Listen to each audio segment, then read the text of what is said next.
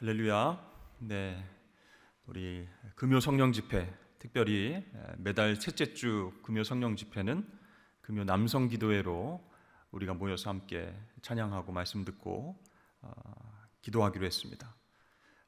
원하고 바라기는 우리 남성교회 회원들이 한 달에 한 번만이라도 금요 남성 기도회 앞자리를 꽉 채워서 함께 찬양하고 기도하는 그런 영적 아비의 모습을 보여줄 수 있게 되길 주의 이름으로 축복합니다. 오늘 주께서 주신 선물과 같은 삶이라는 제목으로 함께 말씀을 나누도록 하겠습니다. 예수님께서 우리에게 선물을 주셨습니다. 여러분 선물 좋아하시죠? 그런데 그 시간이 과연 나에게 선물일까 한번 생각해 본 적 있으십니까? 평화롭고 또 기쁘고 좋은 시간뿐만 아니라 고통스럽고 힘들고 어려운 시간도 주님께서 우리에게 주신 선물과 같은 삶이다라는 것이죠.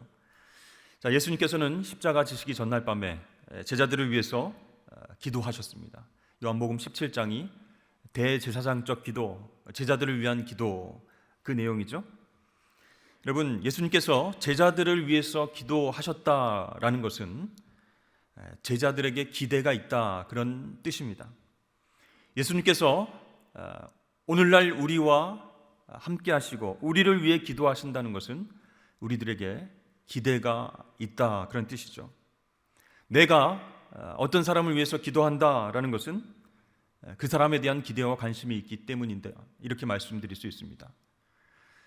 그 사람을 위한 내 기도가 중단되었다라는 것은 그 사람을 향한 내 기대도 어느 정도 내려놨다, 포기했다, 그런 뜻이기도 합니다. 여러분, 교회를 위해서 또 목회자들을 위해서 또 하나님 나라를 위해서 기도하고 계십니까? 그 대상을 위해서 기도한다라고 하는 것은 그것에 대한 기대와 관심이 있다라는 것이죠. 예수님께서는 우리를 향한 관심과 기대가 있으십니다. 그래서 지금도 우리를 위해서 중보하시고 기도하시는 줄로 여러분 믿으시길 바랍니다. 오늘 본문 말씀을 자세히 살펴보면요, 13절에 기쁨이라는 단어, 15절에 보전이라는 단어, 17절에 거룩이라는 단어가 있습니다. 예수님께서 오늘 본문 말씀을 통해서 주시는 선물 같은 것이 무엇일까? 대표적인 키워드가 이 세 단어라는 것이죠. 그래서 이 세 단어는요, 바로 주님께서 십자가에서 죽으시고 부활하신 사건을 통해서 우리에게 주고 싶으셨던 그 삶의 내용, 삶의 선물, 그것을 보여주는 단어다, 이렇게 말씀드릴 수 있어요. 자, 예수님께서 십자가에서 죽으시고 부활하심으로 말미암아 우리에게 선물하고 싶었던 삶, 그 삶은 과연 무엇일까요? 첫 번째는 기쁨의 삶이다라는 것이죠. 13절 말씀을 보면 지금 내가 아버지께로 가오니 내가 세상에서 이 말을 하옵는 것은 그들로 내 기쁨을 그들 안에 충만히 가지게 하려 함이니이다. 그러니까 예수님께서 말씀하시는 건 내 기쁨이 저들 안에 있어서 저들의 기쁨이 충만케 되기를 원합니다. 기쁨이 충만한 삶을 살기를 원합니다. 그것을 위해서 예수님께서 기도하고 계시다는 것이죠. 이 13절 말씀에서는요, 특별히 세상에서라는 단어가 강조됩니다. 이것은 예수님이 세상 떠나기 직전의 말씀인 것을 강조하는 부분일 수도 있지만 또 제자들이 세상에 사는 동안 기쁨의 삶을 살 것을 기대하신다, 그런 뜻이 될 수 있습니다. 그러니까 세상을 우리가 떠날 때 이제 천국 가는구나, 영원한 삶, 영원한 기쁨의 천국의 삶, 그것이 약속되었으니까 얼마나 기쁜가. 그것뿐만 아니라 지금 이 세상에서도, 세상에 살아갈 때도 어둠의 골짜기와 같은 그런 힘든 시간을 보내는 이 세상에서도, 오늘 여기에서도 우리는 주님께서 주시는 기쁨의 삶을 누릴 수 있다라는 것이죠. 그런데 이 예수님께서 기도를 하실 때에 제자들의 상황은 어떻습니까? 기쁨 대신에 근심과 비통에 사로잡혀 있습니다. 근데 예수님께서는 지금 사도행전 시대를 내다보시면서 제자들을 위해서 지금 기도하고 말씀하고 계시는 중이에요. 지금은 아니지만, 지금은 두려워하고 걱정하고 예수님께서 십자가에 못 박히시는 것을 보고 뿔뿔이 흩어지고 도망치고 그런 그들이었지만 나중에 성령 충만함을 받아서 세상 가운데서 예수 복음을 담대하게 전할 때 회개 운동이 일어나고 3,000명이 주님께로 돌아오는 그런 기쁨을 맛보게 될 것이다. 그것을 미리 내다보신 것이죠. 그래서 그 수많은 사람들이 가정에서 모이고 함께 식사하고 쓸 것을 나누고 이렇게 해서 단순한 성도들이 아니야 주님의 제자들이 점점 많아지는 것은 바라볼 수 있는 그런 놀라운 역사를 기대하시면서 이렇게 주님께서는 기도하고 계셨습니다. 자, 그때 제자들은 어떤 감정이 될까요? 예수님이 가지셨던 기쁨을 똑같이 느끼게 될 것이다라는 것이죠. 예수님이 공생의 사역을 하시면서 언제 기뻐하셨습니까? 많은 영혼들이 회복될 때, 하나님 아들이신 예수 그리스도를 메시아로 믿고 그들이 영생을 얻었을 때, 생명을 얻었을 때, 회복되었을 때, 치유됐을 때 그것을 바라보시면서 예수님이 기쁨을 느끼셨잖아요. 마찬가지로 제자들도 이제 회복과 부흥의 역사 가운데서 주님이 느끼셨던 똑같은 기쁨을 느끼게 해달라, 이렇게 예수님은 기도하고 계신다라는 것이죠. 유대인과 이방인과 남녀노소 모두에게 성령 하나님께서 임하셔서 그들이 방언으로 기도하고 하나님을 높여 찬양하고 날마다 물건을 나눠 쓰고 예수는 그리스도시다, 이렇게 복음을 증거하는 놀라운 회복의 역사가 있게 될 것을 기대하시면서 주님께서 기도하고 계십니다. 현재 제자들은 그렇진 않아요. 근심과 걱정에 사로잡혀 있습니다.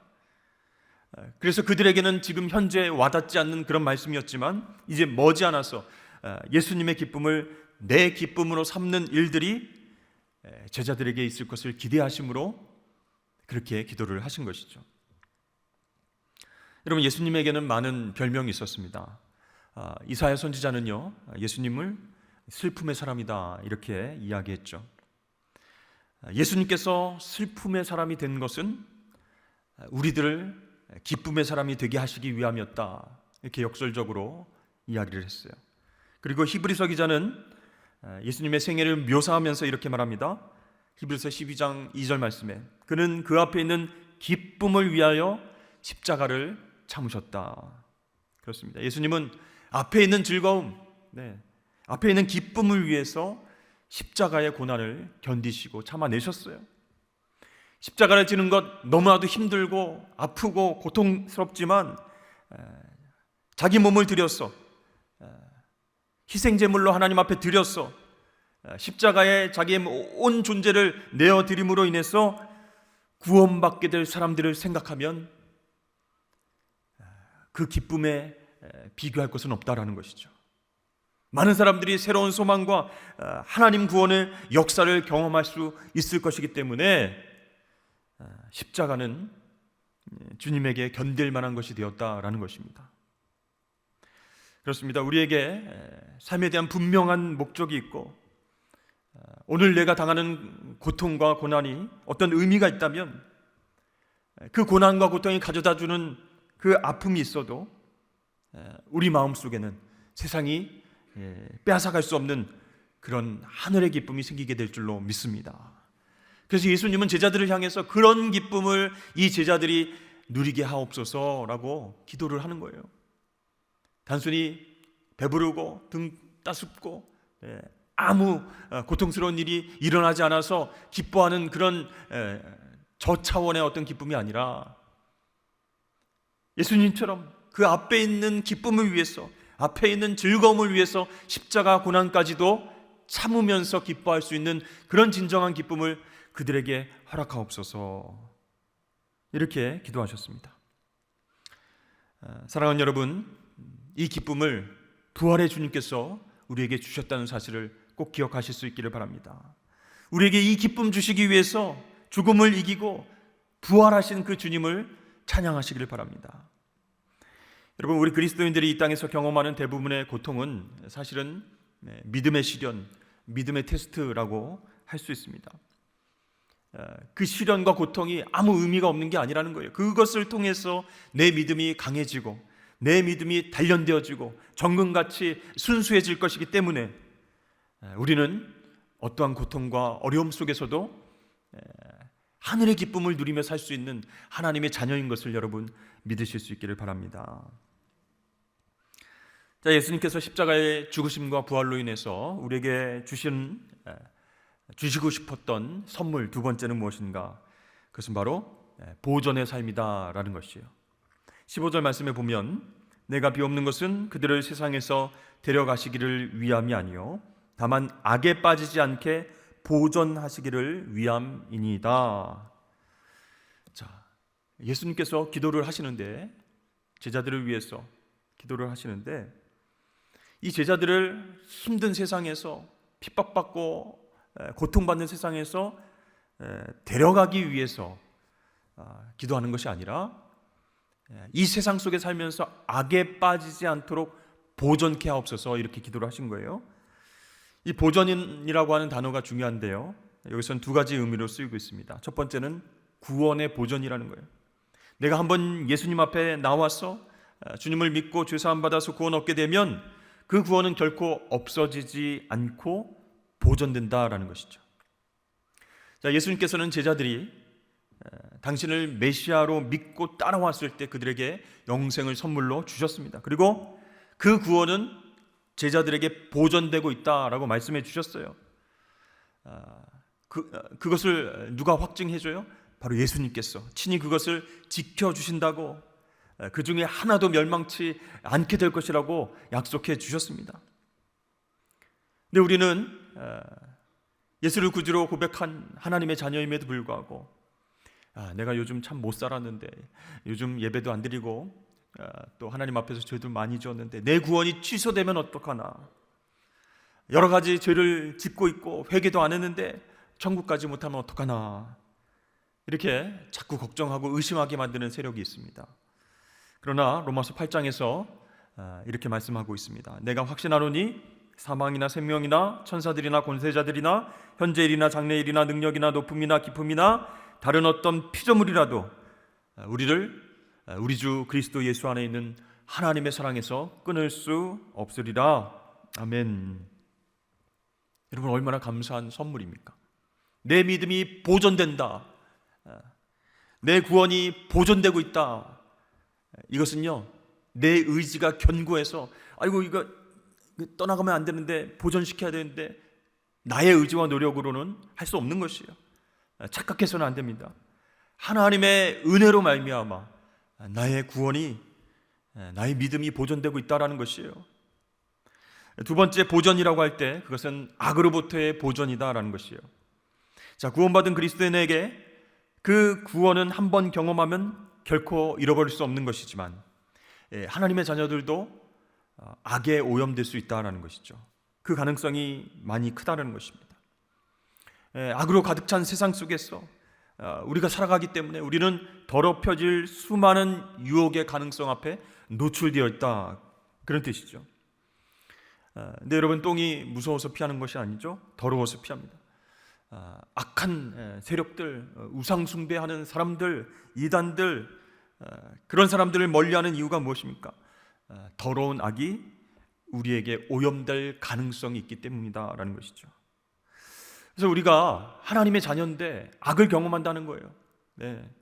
근데 우리가 경험하는 모든 악의 배후에는 마귀 사탄이 있다는 거예요. 우리 구원을, 우리의 믿음을 의심케 하고 또 우리의 구원에 대해서, 하나님을 바라보며 기도하는 것에 대해서 자꾸 흔들리는 마음을 주는 그 사탄이 끊임없이 우리를 넘어뜨리려고 그렇게 유혹한다라는 것입니다. 그래서 주님께서는 우리에게 주기도문을 가르쳐 주시면서 다만 악에서 구하옵소서 이렇게 기도하도록 가르쳐 주시지 않았습니까? 그렇습니다. 예수님께서는 우리를 보존하기를 원하셔서 이렇게 제자들을 위해서 기도하신다라는 거예요. 오염되고 타락하지 않고 거룩한 삶을 살기를 원하신다는 거예요. 일시적인 타락을 경험할 수 있어요. 유혹 때문에 흔들려서 몸이 더럽혀지고 그 마음도 흔들릴 수 있어요. 그러나 다시 회복되기를 예수님께서는 원하신다라는 것이죠. 여러분, 이러한 보존의 은혜, 즉 어떤 보존이에요? 구원의 보존, 그리고 또 악으로부터의 보존, 그것 때문에 오늘날 우리는 주님의 보호함 속에서 다시 일어나서 주님과 동행할 수 있게 되었다라는 사실이죠. 얼마나 감사합니까? 자, 그리고 예수님께서 십자가의 죽으심과 부활하심으로 우리에게 주고 싶었던 선물 세 번째 무엇일까요? 바로 거룩한 삶이다라는 것입니다. 17절 말씀 보시면 그들을 진리로 거룩하게 하옵소서, 아버지의 말씀은 진리이니이다 라고 말씀하고 있습니다. 자, 여기서 거룩은 우리가 일반적으로 생각하는 거룩하고는 조금 다릅니다. 어떤 도덕적인 정결, 깨끗함, 그것을 뜻하는 단어가 아니라 성결케 하다, 그런 뜻이 있어요. 헬라어 원어로 그 뜻을 보면 구별하다, 분리하다, 그런 단어입니다. 그래서 어떤 특별한 목적으로 사용하기 위해서 따로 떼어놓는다, 그런 뜻이에요. 그래서 여러 가지에 의해서 섞여 있는 상태가 아니라 어떤 목적으로 사용하기 위해서 떼어놓고 하나님께서 그것을 따로 사용하신다.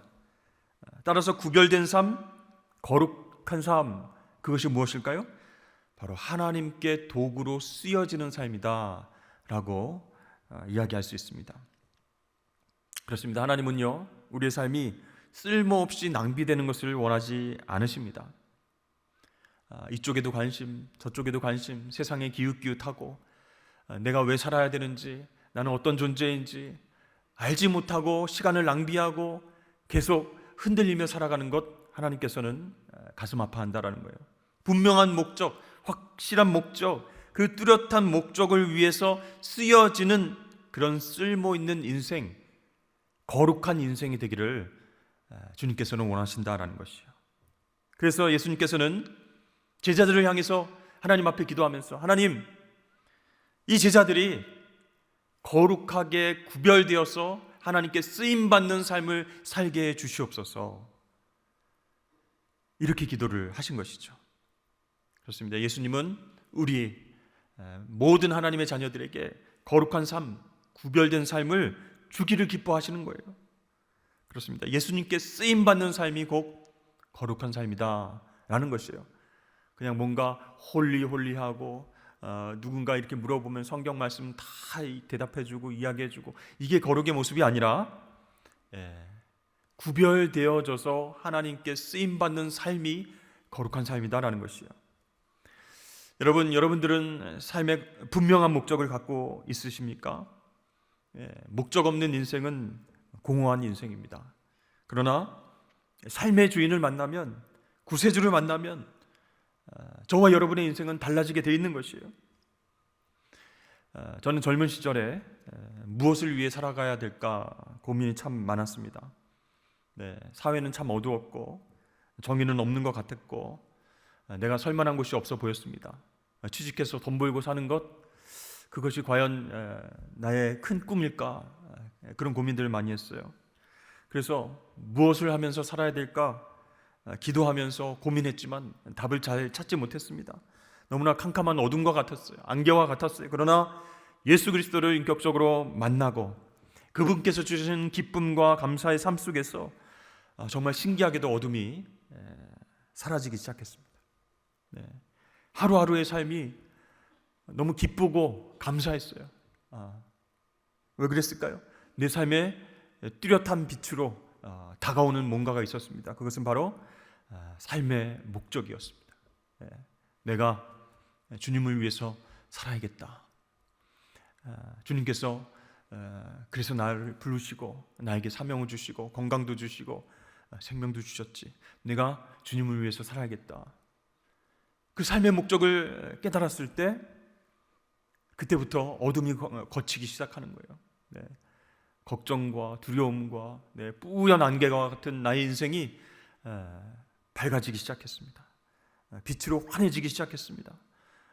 매일매일이 기쁜 감사, 이런 감동이 넘치는 그런 삶이었습니다. 여러분, 살아계신 예수 그리스도를 만난 사람들마다 이렇게 새로운 경험을 하게 될 줄로 믿습니다. 빛이신 예수님을 만나면요, 인생의 방황이 끝나고 인생의 목적을 깨닫게 된다는 것이에요. 그래서 나를 구별해서 주님께서 쓰시겠다라는 것을 깨닫고 그 뜻에 따라서 살아가니까 얼마나 기쁘고 감사합니까?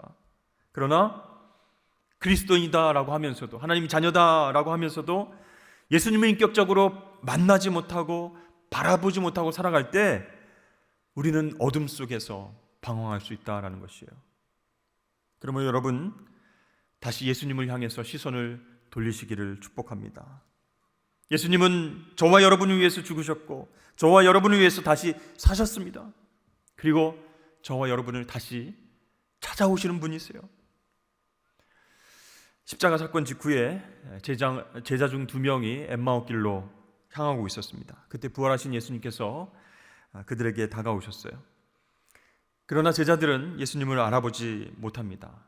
성경은 그 이유를 이렇게 이야기하고 있죠. 그들의 눈이 가리워졌기 때문이다, 이렇게 이야기합니다. 3년 동안 예수님과 함께 동거동락하고 함께 지냈던 제자들인데 왜 알아보지 못할까? 바로 영의 눈이 가려졌기 때문에, 부활하신 주님을 알아보지 못했다라는 것이죠. 마찬가지로 영적인 어둠 속에서, 뿌연 안개와 같은 상황 속에서 걱정과 두려움 속에 살아가는 우리를 향해서 누가 다가오십니까? 부활하신 주님이 우리를 찾아오십니다. 엠마오 길에서 제자들을 향해서 다가오신 그 예수님은 저와 여러분의 인생길에도 다가오신다는 거예요. 실망과 좌절과 걱정과 근심 속에 있는 여러분의 손을 잡아주시고 생명의 길로 인도하기 위해서 주님은 우리를 향해 다가오십니다. 그때 여러분, 살아계신 주님, 나의 참된 소망이신 주님, 그분을 만나시길 바랍니다. 진리 되신 예수님 말씀에 순종하면서 그 부활하신 주님과 동행하시는 그런 축복이 있기를 주의 이름으로 축원합니다. 그래야 여러분, 쓰임받는 인생, 거룩한 삶을 살아가게 된다라는 것이에요. 아니, 근데 저는요, 이제 세상에서, 직장에서 은퇴하고 이제는 불러주는 것도 없고 너무나 허무하고 힘든 삶을 살아가고 있습니다, 그렇게 생각하시는 우리 가장들도 있을 수 있어요. 근데 여러분, 우리의 인생 끝까지 주님께 쓰임받을 수 있다는 것이에요. 살아계신 주님께서 나에게 다가오실 때 그분을 알아차리기만 한다면, 그분을 나의 주인으로 모셔드리기만 한다면, 그때부터 우리는 거룩하게 구별되어서 쓰임받는 인생으로 살아가게 될 줄로 여러분 믿으시길 바랍니다. 여러분, 예수님은요, 제자들은 세상 속에 남겨두셨어요. 좀 걱정이 되셨겠지만 세상과 접촉하고 살아가는 이 제자들이요, 세상에 의해서 영향받지 않고 세상을 변화시키길 원하셔서 이렇게 기도를 하신 거예요. 그래서 하나님 앞에 간절한 마음으로, 하나님, 나의 기쁨, 우리 제자들의 기쁨이 되게 해주십시오. 제자들을 통해서 복음의 기적이 일어나게 하시고 많은 사람들이 회복되는 역사가 있게 하여 주시옵소서. 두 번째로, 하나님, 구원의 보전, 악으로부터의 보전을 허락하여 주옵소서. 세 번째로, 하나님, 저들이 거룩한 삶을 살기를 원합니다. 사람들에게 인정받고 세상에서 인정받는 삶이 아니라 하나님께 구별되어서 쓰임받는 삶, 목적 있는 삶을 살게 해 주시옵소서. 이렇게 예수님께서 제자들을 위해서 기도하셨어요. 근데 그 제자들을 위한 기도가 바로 나를 위한 기도였다라는 것을 여러분 믿으시길 바랍니다. 주님의 기쁨을 우리가 똑같이 누리며 살아야 되지 않겠습니까? 나의 구원과 나의 믿음이 보존되고 악으로부터 보존되는 그런 힘있고 능력 있는 삶을 사는 것, 또 세상이 아니라 주님에 의해서 구별되어서 쓰여지는 삶, 목적 있는 삶을 살기를 원하셔서 예수님은요, 우리를 바라보면서 계속 중보하고 계세요. 여러분, 이 선물을 우리에게 주시는데 여러분 거부하시겠습니까? 주님께서 우리에게 이러한 선물을 주시려고 하는데 세상과 악에 빼앗겨서야 되겠습니까? 사랑하는 성도 여러분, 또 금요 남성기대에 나오신 남성교회 회원 여러분, 예수님께서 우리를 위해 주신 선물을 누리며 사실 수 있는 풍성한 은혜의 저와 여러분 되시길 축복합니다. 기쁨의 삶, 보존의 삶, 거룩한 삶, 이 세상에서 누리다가 주님께 나아가서 칭찬받을 수 있는 저와 여러분 되시길 주의 이름 축복합니다.